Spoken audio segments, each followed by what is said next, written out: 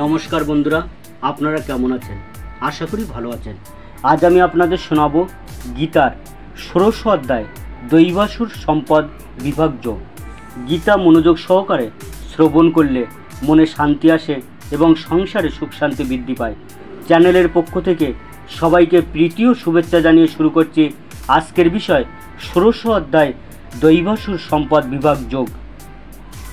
পরমেশ্বর ভগবান বললেন, হে ভারত, ভয়শূন্যতা, সত্তার পবিত্রতা, পারমার্থিক জ্ঞানের অনুশীলন, দান, আত্মসংযম, যজ্ঞ অনুষ্ঠান, বৈদিক শাস্ত্র অধ্যয়ন, তৎপর্যা সরলতা, অহিংসা, সত্যবাদিতা, ক্রোধশূন্যতা, বৈরাগ্য, শান্তি, অন্যের দোষ দর্শন না করা, সমস্ত জীবে দয়া, লোভহীনতা, মৃদুতা, লজ্জা, অপচলতা, তেজ, ক্ষমা, ধৈর্য, শৌচ, মাৎসর্য শূন্যতা, অভিমান শূন্যতা, এই সমস্ত গুণগুলি দিব্যভাব সম্বন্ধিত ব্যক্তিদের মধ্যে দেখা যায়। হে পার্থব্য, দম্ভ, দর্প, অভিমান, ক্রোধ, রূঢ়তা ও অবিবেক, এই সমস্ত সম্পদ আসরিক ভাবাপন্ন ব্যক্তিদের লাভ হয়। দৈবী সম্পদ মুক্তির অনুকূল, আর আসরিক সম্পদ বন্ধনের কারণ বলে বিবেচিত হয়।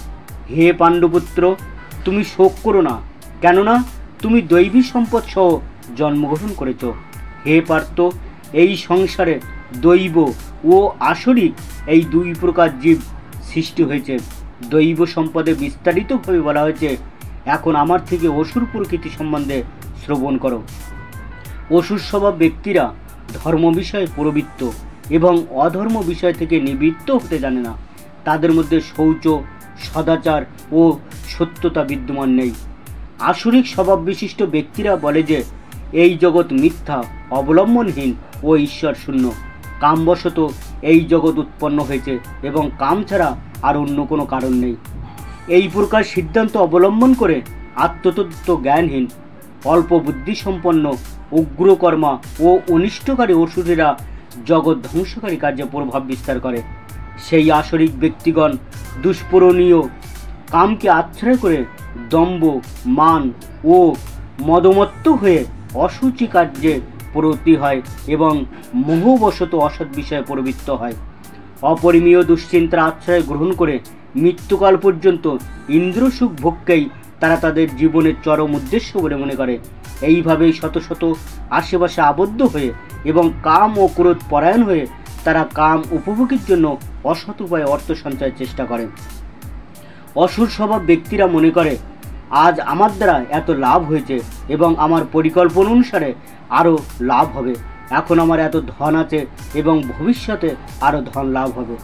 ওই শত্রু আমার দ্বারা নিহত হয়েছে এবং অনন্যা শত্রুদেরও আমি হত্যা করব। আমি ঈশ্বর, আমি ভোক্তা, আমি সিদ্ধ, বলবান ও সুখী। আমি সবচেয়ে ধনবান এবং অভিজাত আত্মস্বজন পরিবৃত, আমার মতো আর কেউ নেই। আমি যজ্ঞ অনুষ্ঠান করব, দান করব এবং আনন্দ করব। এভাবেই অসুর স্বভাব ব্যক্তিরা অজ্ঞানের দ্বারা বিমোহিত হয়, নানা প্রকার দুশ্চিন্তায় বিভ্রান্ত হয়ে এবং মোহজালে বিজড়িত হয়ে কামভোগে আসক্ত চিত্ত সেই ব্যক্তিরা অসুচি নরকে পতিত হয়। সেই আত্মাভিমানী, অনম্র এবং ধন ও মানে মদাম্বিত ব্যক্তিরা অবিধিপূর্বক দম্ভ সহকারে নামমাত্র যজ্ঞের অনুষ্ঠান করে। অহংকার, বল, দর্প, কাম ও ক্রোধকে আশ্রয় করে অসুরীরা স্বীয় দেহে ও পরদেহে অবস্থিত পরমেশ্বর স্বরূপ আমাকে দেশ করে এবং সাধুদের গুণেতে দোষারোপ করে।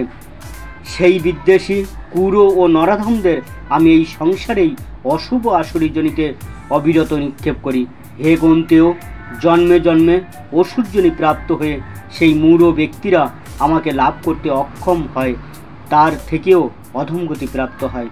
কাম, ক্রোধ ও লোভ এই তিনটি নরকের দ্বার, অতএব ওই তিনটি পরিত্যাগ করবেন।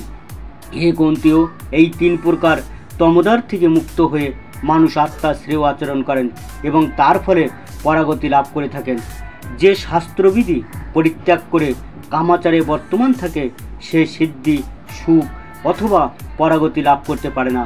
অতএব কর্তব্য ও অকর্তব্য নির্ধারণে শাস্ত্রই তোমার প্রমাণ। অতএব শাস্ত্রই বিধানে কথিত হয়েছে যে কর্ম তা জেনে তুমি সেই কর্ম করতে যোগ্য হও। ঠিক আছে বন্ধুরা, আজ এই পর্যন্ত। আবার আপনাদের সঙ্গে দেখা হবে গীতার সপ্তদশ অধ্যায় শ্রদ্ধাত্রয় বিভাগ এর সঙ্গে। সেই পর্যন্ত আপনারা সবাই ভালো থাকবেন, সুস্থ থাকবেন।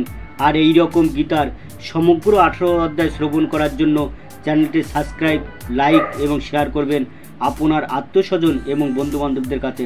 আর পাশে থাকা বেল আইকনটি প্রেস করতে ভুলবেন না, যাতে করে এই রকম ভিডিও আপলোড করার সঙ্গে সঙ্গে নোটিফিকেশান আপনার কাছে পৌঁছাতে পারে। নমস্কার।